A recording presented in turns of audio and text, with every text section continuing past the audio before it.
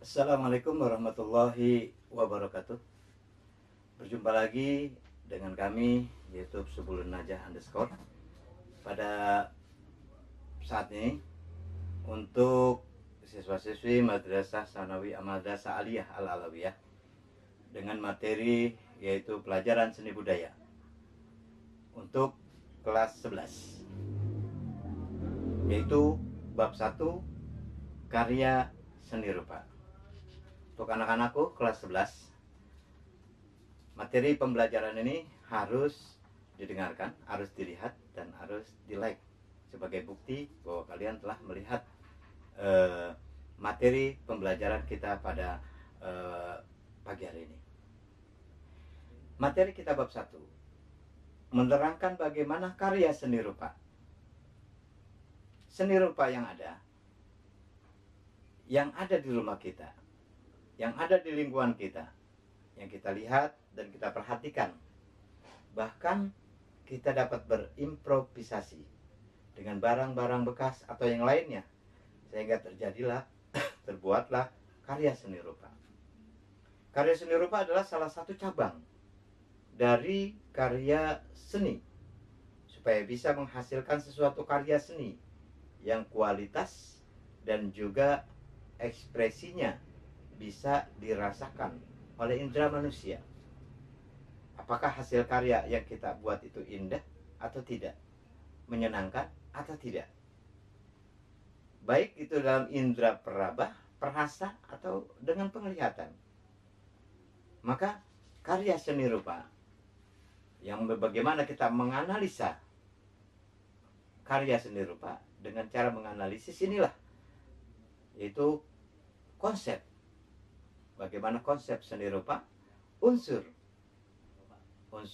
daripada seni rupa, prinsip karya seni rupa, bahan yang digunakan, dan bagaimana teknik berkarya seni rupa 2 dimensi. Yang pertama adalah konsep. Dalam menganalisa atau menganalisis aspek konsep dalam berkarya seni rupa 2 dimensi, perlu memperhatikan kegiatan mengamati. Pengamatan karya seni itu dengan tujuan untuk menemukan sumber inspirasi, ya, interest seni, interest bentuk, juga penerapan prinsip estetik dan pengkajian aspek visual seperti struktur, komposisi, dan juga gaya pribadi. Anak-anakku sekalian, perlu kita menemukan sumber inspirasi, ya, bisa berasal dari realitas internal, perambahan kehidupan spiritual, dan juga berasal dari realitas eksternal, hubungan pribadi kita dengan Allah atau dengan Tuhan, hubungan pribadi kita dengan sesama manusia, ya, tentang tema keadilan, kemiskinan, dan nasionalisme bahkan. Nah, penerapan interest seni ini harus dengan pengamatan. Yang pertama, interest yang dengan nama pragmatis, yang menempatkan seni instrumen mencapai tujuan tertentu. Yang kedua yaitu reflektif, yang menempatkan seni sebagai pencerminan realitas kehidupan atau aktual. Yang ketiganya yaitu interest estetis. Nah, penetapan interest tersebut itu harus diterapkan dalam bentuk, baik bentuknya figuratif atau semi figuratif atau non figuratif. Yang figuratif, karya seni yang menggambarkan figur yang kita kenal, yaitu sebagai objek. Yang semi itu karya seni rupa yang setengah daripada setengah figuratif. Sedangkan yang non figuratif itu tidak menggambarkan bentuk alamiah. Nah, dari itu semua ditambah dengan bagaimana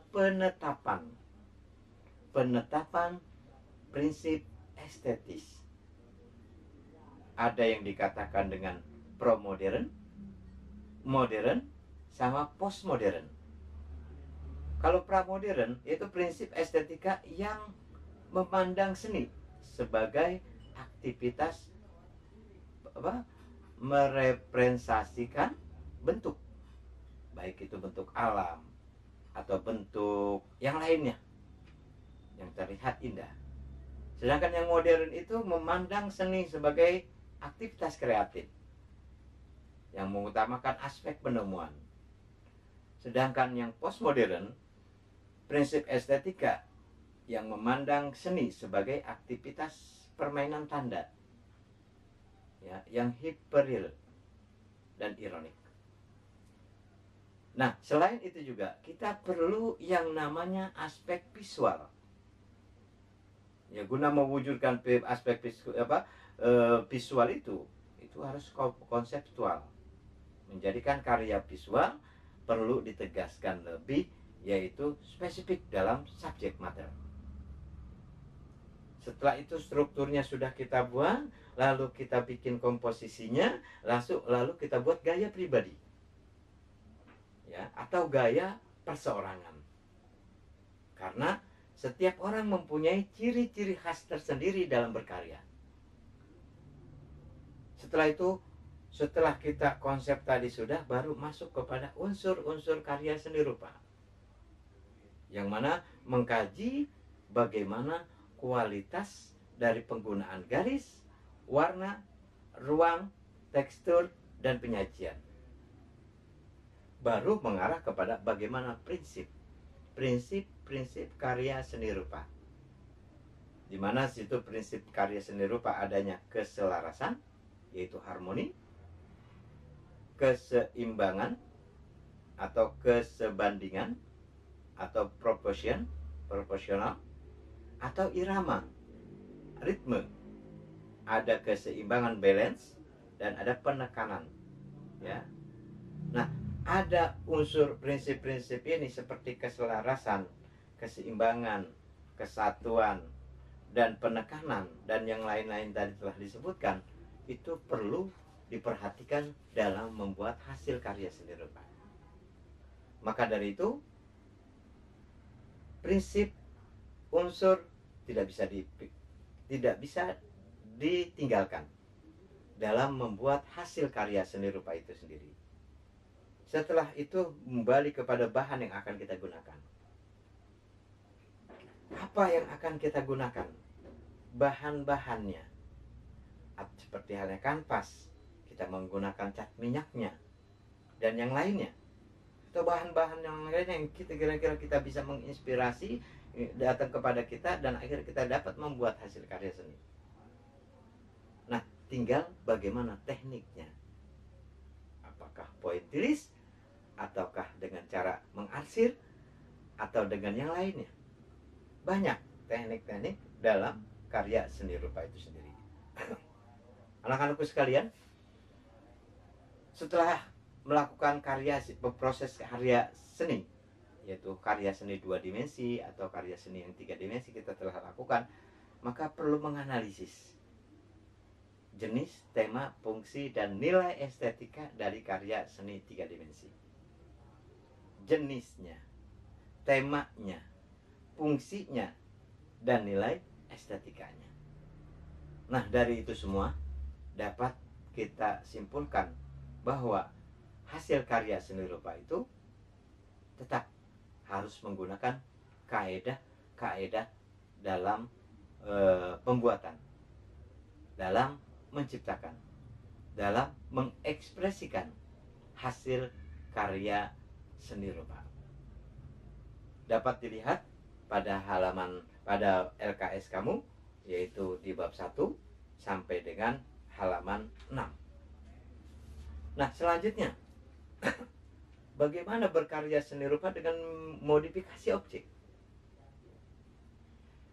Kelanjutannya bagaimana kita memodifikasi objek menggunakan karya seni rupa. Ada tahapan-tahapan yang perlu kita lewati dalam memodifikasi objek. Seperti halnya tahapan proses kreatif dalam berkarya seni 2 dimensi yaitu dengan memodifikasi. Tahap pertama yaitu dengan persiapan. Persiapan ini langkah awal seseorang dalam menciptakan hasil karya. Ya, adalah menentukan objeknya. Seperti kalian melukis pohon, objeknya, atau melukis sekolah, atau melukis ember yang dipajang di depan kelas, atau yang lainnya. Tahapan yang kedua, tahapan elaborasi, yaitu tahap ketika Anda menghadapi situasi yang sulit, yaitu mengkomunikasikan dan juga mentransformasikan pengalaman yang implisit ke dalam bentuk yang eksplisit. Ya, dengan demikian diperlukan yang namanya keterampilan ekstra untuk tahap elaborasi, karena objek itu hanya ada di pikiran kita. Ya. Tahap yang ketiga yaitu tahap iluminasi. Iluminasi ini adalah tahap ketika kita menemukan inspirasi baru dari aktivitas kedua tahap sebelumnya. Kita sedang menggambar dengan tahap persiapan, ternyata di tengah perjalanan kita menemukan inspirasi baru. Nah, tahap itulah yang dikatakan tahap iluminasi, di mana tahap yang kita dapati sebelum ketika melaksanakan tahap persiapan dan tahap elaborasi. Yang keempat yaitu tahap verifikasi, pengujian proses, di mana menjabarkan ide desain menjadi karya desain, yaitu secara terperinci. Akhirnya bekerja dengan rujukan pendapat para ahli, para pakar, ya, petikan teks dari para ahli, kita baca dan kita representasikan dan akhirnya kita amati. Nah, modifikasi hasil karya dimensi dapat dasarnya mengubah karya sebagai menciptakan karya lukisan yang baru. Nah, pada konteks mengubah sesuatu yang dilihat ke atas kanvas, kita melihat sesuatu, yaitu misalkan kita melihat gunung, terus kita menggerakkan tangan kanan kita untuk melukis hasil karya apa yang kita lihat, yaitu harus menggunakan prosedur, yaitu persiapkan bahan atau beberapa lembar kertas, pilih salah satu objek. Nah, setelah itu diperoleh sudut pandang, kita lihat, ya, ketika pohon itu dekat dengan kita, maka akan lebih besar dibandingkan gunung yang jauh. Nah, disitulah diperoleh sudut pandang. Terus buat beberapa sketsa sebelum kita memulainya. Pilihlah salah satu sketsa yang telah dibuat dan disalin ke atas kanvas di sketsa sebelum melakukan pelukisan. Nah, setelah itu baru kembangkan sketsa tadi, yang gunungnya seperti apa, pohonnya seperti apa. Dilanjutkan setelah sketsa semuanya selesai. Nah, hal-hal yang seperti ini perlu memperhatikan beberapa karakter seperti karakter dasar karya yang Anda modifikasi. Jadi memodifikasi itu berarti bukan merusak, ya, memperbaiki, membuat lebih baik. Memang pada dasarnya yaitu merusak karya yang telah ada sebenarnya, tapi sebenarnya akan memperindah dengan memodifikasi hasil karya. Nah, pilihlah pengungkapan itu menurut kita yang lebih tepat. Misalkan mengubah gaya klasik dengan lukisan menjadi gaya kontemporer. Nah, setelah itu karakter-karakter dasar dari karya yang kita buat tadi itu sudah diubah persis seperti aslinya. Selanjutnya, tambahkan pengembangan yang sesuai dengan tujuan. Nah, bagaimana selanjutnya untuk berkarya seni 3 dimensi? Karya seni rupa 3 dimensi memiliki panjang, memiliki lebar, dan memiliki dimensi tinggi. Dimensi panjang dimensi lebar, dan dimensi tinggi. Sehingga hasil karya 3 dimensi dapat kita lihat dari segala arah.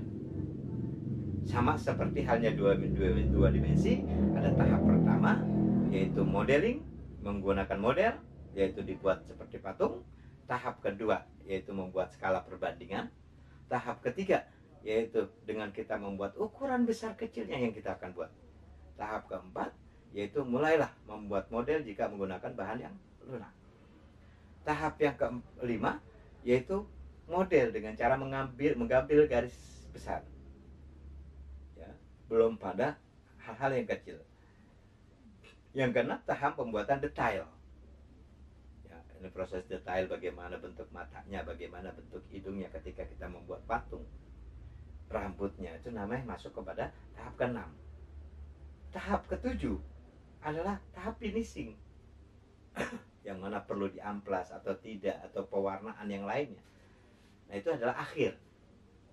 Nah, jadi memodifikasi hasil karya adalah yaitu cara mengubah bentuk sebuah barang dari yang kurang menarik menjadi lebih menarik tanpa menghilangkan fungsi aslinya, serta menampilkan bentuk yang lebih bagus dari aslinya. Itu dikatakan modifikasi. Nah, untuk itu mari kita mencoba bagaimana cara memodifikasi hasil karya yang tadinya tidak terlihat tidak baik, kita modifikasi akhirnya menjadi tidak baik. Inilah pelajaran seni rupa kelas 11 Madrasah Aliyah Al-Alawiyah.